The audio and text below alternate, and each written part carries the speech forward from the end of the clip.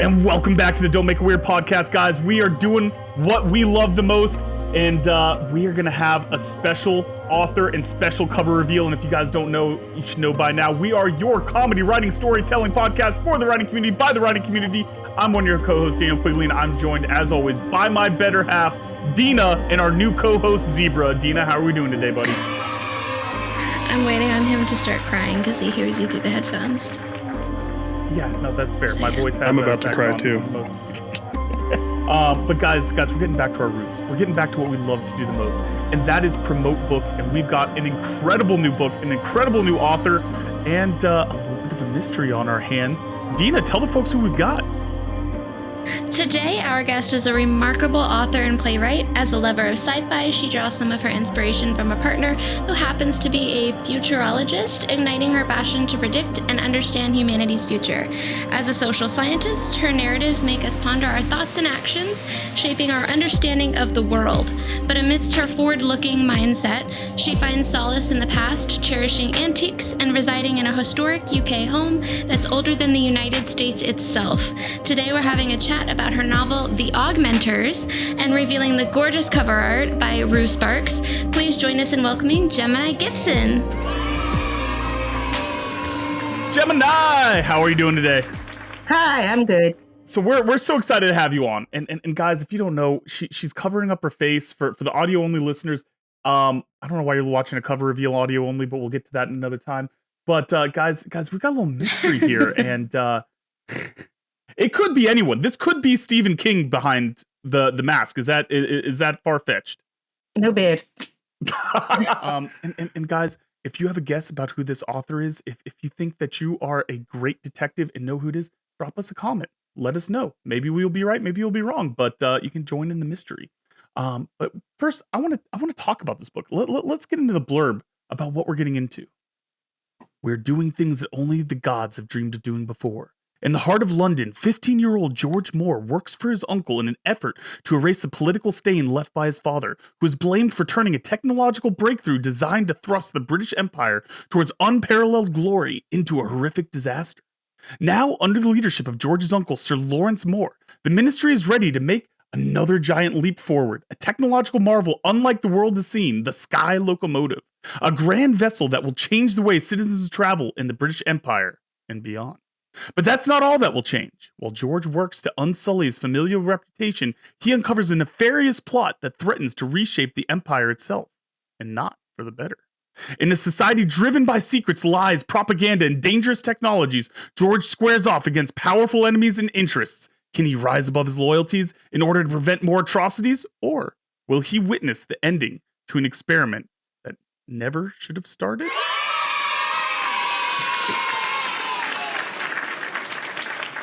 I'm so excited for this book. I'm so pumped up. Listen, you had me at Sky Locomotive, so without giving away too many details, Gemini, what can you tell us about the Sky Locomotive? What are we dealing with here? Well, the Sky Locomotive can transcend the whole of the British Empire, because we're in the time of Queen Victoria in an alternative history. And the Sky Locomotive claims that it can take you from Britain across to India within, they've been talking about days, maybe even hours.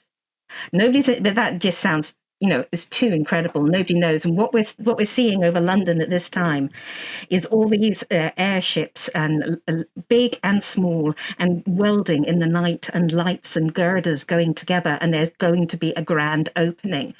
And when this happens, we'll know exactly what it is. Ooh. If it happens. I like that. Yeah, I was going to say, that's a big tease right there. Well, George is going to find out a lot of things about the Sky Locomotive. I don't think it's going to give anything away to say he gets quite close to it and comes to understand it before the opening day. And it's just part of the things that he has to deal with. He has to see whether or not, let's just say the Sky Locomotive has a cost. And it's whether or not he is prepared to let that go. Okay, all right, I'm in. That's exciting. I've got like some goosebumps right now. I feel I like we're love. gonna be tempting like ethics and morals and shit. Absolutely, because he exists in a society that is it's definitely classist. There are, you know, you're on the top or you're on the bottom, but there are two opposing big public political factions. There's the traditionalists who believe it is their duty to be on top, but to look after everybody. And then there are the reformers who are only interested in pushing technology forward. And coming up from the side are the protesters. And the protesters believe that everyone is equal. And they believe that terrible things are being done to their people. But they have no power. All they really have is their anger. And listen, you've got me hooked, but I'm a visual person, Gemini, and let's do it. Let's see what Rue Sparks knocks it out of the ballpark again. It is so beautiful. Oh, Look at that. oh my goodness. Isn't it lovely? I mean, I'm just blown away by the artist. That is And outstanding. It's so perfect. Yeah, talk us through this cover. What do you like about it? What are some of the elements that were in this cover? I mean, this is beautiful. Oh my goodness. it is absolutely beautiful. I mean, I love this. What you see, you'll know who she is when you read the book, but I'm not going to tell you beforehand. What I will tell you that you learn from very early on is to see on the arm, it looks like there's a long glove. Yeah. It's not a glove. What it is in this society, women are definitely the partners. They're meant to be there. I'm not saying that all the women in the book agree with that by any means, but very elegant women from the highest society from early on encase their arms in a metal sleeve, and it withers that arm and binds it, and on the arm will be an image which is transported into their actual flesh. And when they come of marriageable age, they remove that sleeve, and it's a sign of their that they're in the elite class. Wow. And it's truly horrible. It's just like, you know, in the old days when people used to bind feet or force people into unnaturally small corsets. There's nothing wrong with a corset. Corsets can look lovely, but when you've got waists that are inches wide and all your organs are going everywhere, that's not good. I mean, I love the clockwork background and just the colors, you know, with the little splash right behind the augmentors. I mean, well, the clockwork thing is all about augmenting, which we haven't even mentioned yet. Which is the title of the book, yeah. Yeah, augmenting is about augmenting nature with technology, and in particular, augmenting people. Oh, so, and the little fly in the corner, which is absolutely gorgeous, that you see in two places, that's not actually a fly. You'll find out what that is in the story. We're dropping more breadcrumbs. Oh my goodness. I love it. There's so good at this like little Easter egg breadcrumb. Here you go. You'll find out more later. Yes. But it's that lovely mix as well, where she's done with the window at the back. So it's kind of traditional, almost Gothic, but at the same time, it's also got that technological feel. And, you know, the dress is incredibly feminine, but we've got this hideous sleeve. And the roses, there is a very important rose garden as well, you see. Man, this might be the deepest, most like, eggs. Oh my gosh, this is incredible. I mean, again, shout out Rue Sparks for doing an incredible job. I mean, unbelievable. I love this. It is absolutely stunning. It's so beautiful. I couldn't, but when I first saw it, I was just, wow, that is amazing. Oh my goodness. And so we got time for a couple questions about this book, because we don't want to give too much away. And I definitely think we, you know, once we get this thing released, we're going to have to bring it back and really pick this thing apart, because I'm beyond excited for this one. I guess I'll start out with one question. Again, without giving away too many details, this is a departure from the normal type of works that you write. What was it like switching genres and switching styles and even taking on this new Gemini persona to write this book? Exciting. Because one of the wonderful things about writing a book like this is it's your world. So as well as creating characters I always want to create them in depth with 3D, and I want them to be believable and flawed and real, I got to create an entire world. And that it is really exciting and it's great fun. And then you sit down and think, oh no, that can't work. So you spend ages making sure that your world fits, and then it's just creating something so big and so different. I had enormous fun. So I was, it was kind of freeing my imagination to go places that it's not normally able to go, because I'm usually a bit more rooted than this. I love it. So, Don't Make It Weird podcast tries to like educate writers as much as we can. So I kind of want to touch a little bit on why you chose to go into like an anonymous identity, like why you're switching from, because you're a previously published author. So why you're switching from previous publication names to the current pen name, like why would writers do that? Usually you do that because you want to give people a fresh start in who you are. And I'm saying this is all about alternative reality. It's full of mysteries, but it's also, it's fantastic. And I don't normally write the fantastic. So if somebody went along and looked at my other books looking for the fantastic, they might be disappointed. And that's the last thing I want to do to my readers. Whereas with this book, I want to draw lovers of the fantastic. I want to draw people who can just, sit down and go, I will go anywhere you will take me. So that's what it is. I mean, it's all about linking the kind of writer you are to the kind of work you did. Now, if I had always done 4 or 5 different genres, it wouldn't matter. But I've written, mental arithmetic here, over 20 books in a particular genre. So that's kind of, that name is known with that genre. This is a different genre. So this is new and exciting and bright, and you have to pretend I haven't written anything else ever, apart from the fact that I know how to actually write a book and keep you excited. There we go. So we do have the professional there. You guys just got to take a new risk, a new chance. How would you categorize this book? Like if you were trying to tell people like, hey, this is what we can expect from what the Augmentors are. What are some of the elements, genre tropes, things like that we can expect to see in this type of book? Well, it's an alternative history. Queen Victoria is on the throne. It's also, because it's alternative, you can't expect exactly what you might normally do, but there is that rooting of the Victorian Empire. So the empire is in that.